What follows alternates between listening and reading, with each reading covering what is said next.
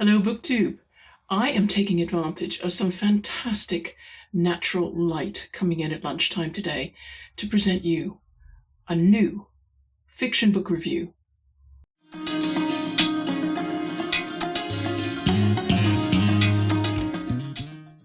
Today we are reviewing My Brilliant Friend by Elena Ferrante, the English translation by Goldstein. I got the paperback version from the library, and that was 305 pages. I'm going to comment a little bit on the font, which I think was definitely 12 point, and so even though it's single-spaced, you're going to find it really good reading. I think it looks like Times New Roman, so if you have difficulty with that font, that is the Europa paperback edition. And you'll know it from this cover art, and I am going to comment on this cover art because I'm not the only booktuber to say I'm disappointed with it. It does not reflect the novel really at all. There is a wedding at the end of the story, but it is not at all like the picture. Nothing is like. In fact, I believe this cover is a marketing decision to bring people to the novel who might be put off by a cover that more realistically depicts the people and the settings in My Brilliant Friend.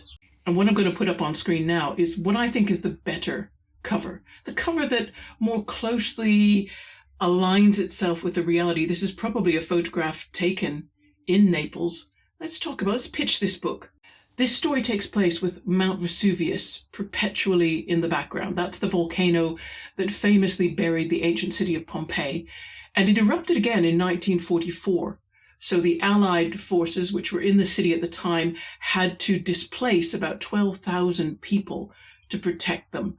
And this natural disaster, on top of the man-made disaster, which was the Second World War, meant that the city there was a lot of chaos, there was a lot of injury, a lot of pain and deprivation. 2 baby girls are born in that year, according to the novel, in a poor neighborhood of Naples with Mount Vesuvius in sight. And like the volcano, there is volatility beneath the surface of every family living in that neighborhood. There are unsettled scores from the war. There are jealousies. There are illicit affections.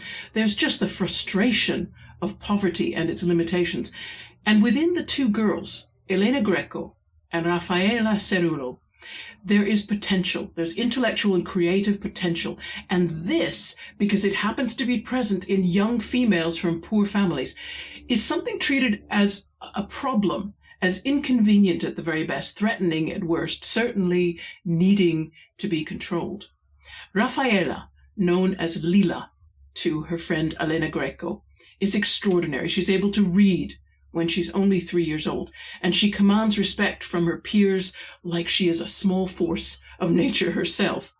Elena makes her progress more slowly but steadily. The question that the reader will need to have answered, and it's the question that will urge you through the book, is whether the 2 friends will prevail in their struggle to become what they deserve to be. This is the author section. Normally this has a lovely slide with information about the author, but we don't know who Elena Ferrante is. Elena Ferrante is a pseudonym. The actual author of this novel and the novels which follow, this is one in a series of the Neopolitan novels. We don't know who that author is. My description box, you will find today, is loaded with links. If you are interested in the speculation about who Elena Ferrante may actually be, there's some links in there for you to follow. I could spend an entire video just talking about the identity of the author and speculating on it. I'm not going to do that entirely. Really, Ferrante herself is credited with saying that books, once they are written, have no need of authors. Now, I agree with that statement, and I disagree. I disagree because so much more can be understood about any work of fiction by knowing the author and the context in which they got their ideas and their life story. That is helpful. It isn't everything, but it is helpful. But I agree that knowing the author can also create the temptation to overlook or minimize their power of imagination. I know with George Eliot, there was a tendency for her readers to think things were more autobiographical than they really were.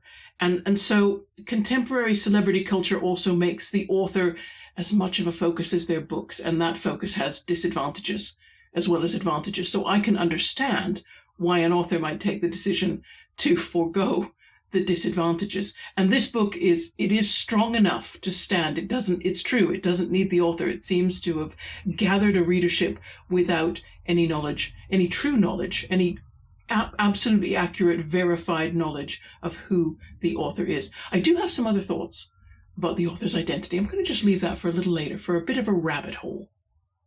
We'll do a little bit just about the structure to give you a sense of the kind of book that you're getting. Let's talk about the setting first. The setting is Naples. Now, it isn't clearly stated in the novel, or at least in the first one, in My Brilliant Friend, where exactly we are in Naples. I thought we were much further from the sea. It turns out some people have done some forensic geography by going through the series, and it's believed that the novel is set in Rione Luzzati, which is actually very close to the sea. But if you do look on Google Street View at that neighborhood as it is today, you will see streets lined with apartment buildings about 3 stories high on very narrow roads. And the effect of all these streets and these same apartment buildings all the way down them is to block out the view of almost everything.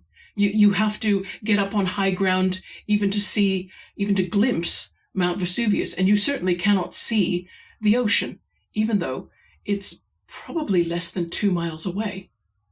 We also mentioned that the 2 girls, Elena and Raffaella, although I will call them Elena and Lila because that's how they will be referred to throughout the book. Elena and Lila are both born in 1944. The book begins when both of them are 6 years old and follows through for 10 years until they're both 16. It's not only the year that Vesuvius erupted, their birthday, but a few months after Nazi occupying troops retreated from Naples. However, in March 14th and 15th of 1944, the Luftwaffe returned to bomb Naples, and there were about 300 deaths as a result of those bombings. So what you need to understand about the story, the fact that it takes place in a poor neighborhood, when the war is still a very fresh and painful memory, that's something to bear in mind. And it's good to realize that there will be fearful memories in the adults that perhaps have affected the girls, even though they were small babies at the time that these terrible things might have been happening. And the only reason Elena decides to write her story is because you are also in a framed narrative. The preface begins, I think, in about 2002, could be 2003, when Elena's much older, and she's learned from Lila's son that Lila has disappeared.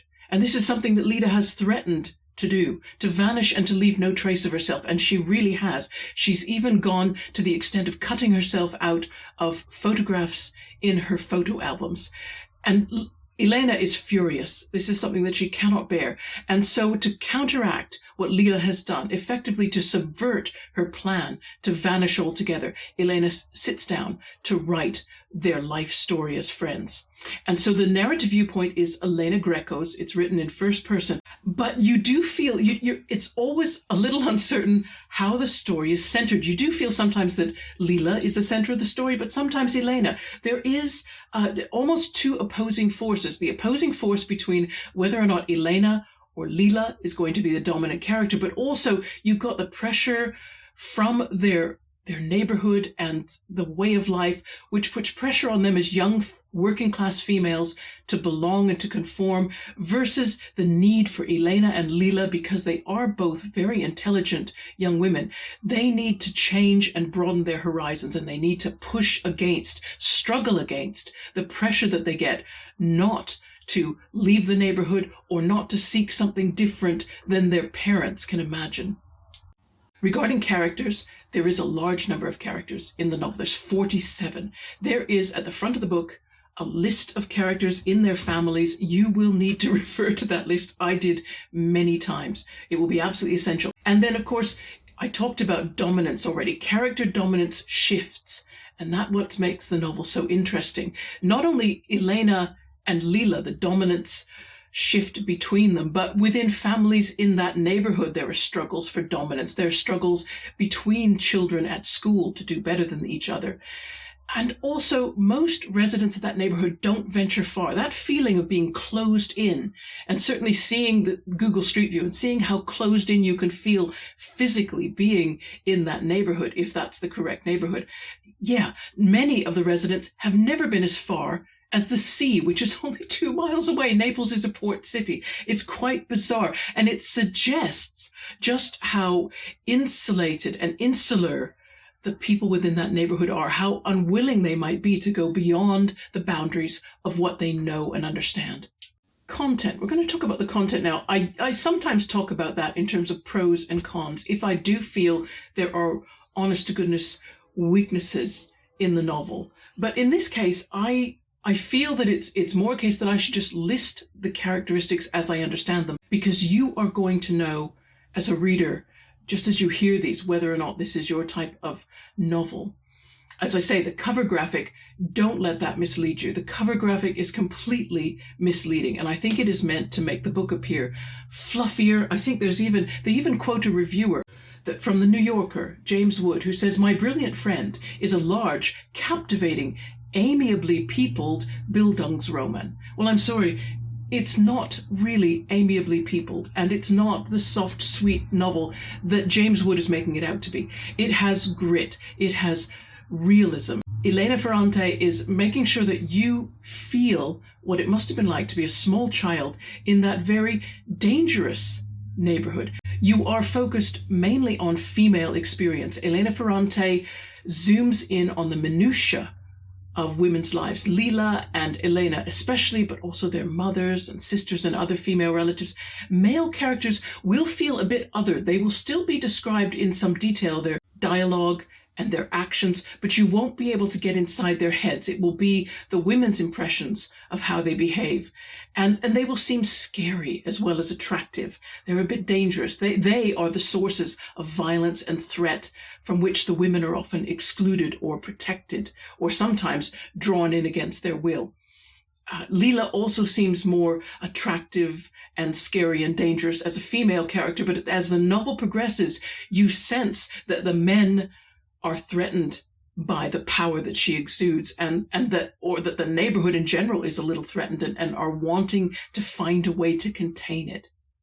And this is the first of a series, so you are now experiencing ages 6 to 16 of 2 girls as they grow up amongst their peers, so you get a sense of what it's like to go to school and how they adjust to adolescence. So if you enjoy that kind of detail of growing up, of maturing, that will be a very enjoyable novel. In terms of problematic content, you must be prepared for some violence and threat in the context of the period. Children are beaten as punishment. People die in preventable work accidents.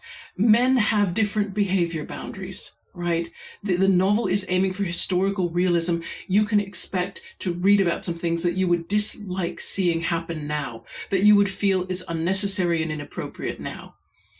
And length. Length is problematic. You can read just My Brilliant Friend and leave it there, not carry on with the series. However, if you leave out the rest of the series, you miss the clear purpose of Elena sitting down to write, which is to record the life story that Lila is trying to erase by vanishing. And so because of that framed narrative, I suspect there may be a plot line which you can only know the end of if you read all 4 novels. And for that reason, I've taken the decision that I'm going to read the series. I don't normally read books in series. I'm going to make an exception in this case because I want to know what is the ultimate ending, not just the ending of book 1. And since this is a translated novel, we should talk about language. The language spoken amongst the characters in this neighborhood is not Italian. It's mostly Neopolitan. I understand that Neopolitan is not so much a dialect, it is a language in its own right. Italian speakers will not automatically understand Neapolitan when it's spoken because a lot of the word forms are quite different. Italian is taught in schools, and it is taught in the 1940s and 50s. So for this reason, the young characters in this novel develop a double identity to the degree that they continue to get themselves educated and they use Italian in and outside of the home. And for Elena and Lila in particular, there's pressure to decide between these two forms of identity within themselves as they code switch between Neapolitan and Italian. Anne Goldstein, the translator, says Elena Ferrante writes in Italian throughout the novel. She does not use Neapolitan, even when it's stated that the characters are speaking in Neapolitan dialect. And Goldstein speculates that this may be because Neapolitan is, in the novel, only a spoken language, never one that is witnessed being written down. And she wonders if the author believes that there'll be some loss of emotional force if the dialect is actually written down alongside written Italian. That's an interesting idea. You can see my description box for that short video where Goldstein discusses the translation into English. So there's so many treasures in the description box today. Rabbit hole. A little bit about Neapolitan. Again, you're going to see a video that I've saved in the description box, which was interviewing citizens of Naples and asking them about the languages they spoke. And all of them could speak Italian, and they did so while they were answering the questions. And they all could speak Neapolitan. But how often and in what situations they used Neapolitan differed. It was clear that Italian was the expected language to use in school and in higher education and in professional employment. Neapolitan, if it was spoken at all, this is what was interesting because this is what the interviewees said. It was used in intimate or very casual situations among close friends and family, and some respondents called it a language they used for fun or a language to use when they felt strong emotions, anger or anxiety. And let's talk a little bit about author identity. Who is Elena Ferrante? I don't know. But I am submitting this strange guess for entertainment purposes only, all right? Treat it as that. When I was reading the novel, of course I wondered because the author's pseudonym, the first name is Elena. So I wondered, is this actually Elena Greco telling her own story? Now that's risky because someone might work out who she was if she was using her real name. And then I was talking to the person who recommended that I read My Brilliant Friend. I don't have a nickname for this person yet. I don't give away identities in my videos. As you know, I think I'll just call this person an MK Dons fan. That will only be understood in the UK. It's a football team. Soccer, if you're listening from the United States. It's a soccer team, football team. MK stands for Milton Keynes, so it's a Milton Keynes Dons fan. But I'll just say MK Dons fan, who recommended the book. And he was reading the second book in the series, which he tells me focuses more on Lila. And he was frustrated because he was saying, well, I really am more interested in knowing how is Elena getting on past the age of 16. And it occurred to me, I said to him in chat conversation, that Elena seemed to be functioning a bit like Dr. Watson in Arthur Conan Doyle's Sherlock Holmes stories. Dr. Watson tells the story of Holmes. Holmes is Watson's brilliant friend, so to speak, the genius, and Watson is the one who preserves his story, even though Dr. Watson we recognize as being an educated man himself. And that got me wondering if the author of these novels preferred anonymity, but do they also like mysteries? Is this about constructing a mystery with their own identity to mirror a mystery of identity in the story? Are they really the Dr. Watson, or are they also the Sherlock? What I'm getting at is this. Lila Cerullo did attempt to write fiction in My Brilliant Friend. She wrote a little story called The Blue Fairy. She showed it to her teachers, but they were dismissive. And after that, her behavior became unusual. She skipped school. She seemed to provoke her parents into anger to the point where they did physical violence to her. I won't describe it. And she didn't continue her education.